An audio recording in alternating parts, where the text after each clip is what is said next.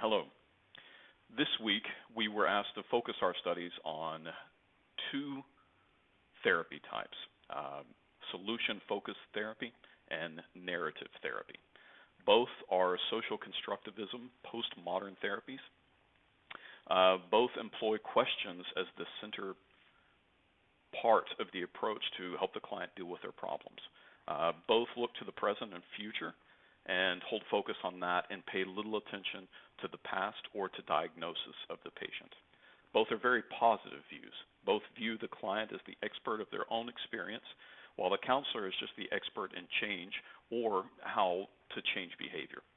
SFBT, while using some narrative components, focuses on problems that the client wants to address while setting small, measurable goals that will increase as the client sees progression in their treatment. Narrative therapy, as the name implies, helps the client change the narrative through which they see themselves. If a client views themselves as weak, then the client and the therapist will work to create a narrative that helps the client empower themselves and change their feelings of weakness to strengths.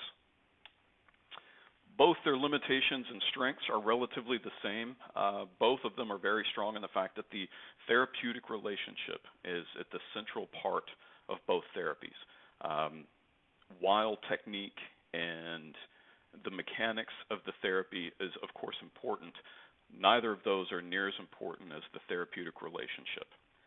Both are very positive and goal-oriented theories. Both focus on the future. They focus on the present problem and how to adjust that to make the future better. The weaknesses of both, the same thing. Both pay little attention to the problems of the past or how the patient arrived at where they are now, and neither of the theories really look at the diagnosis of the patient.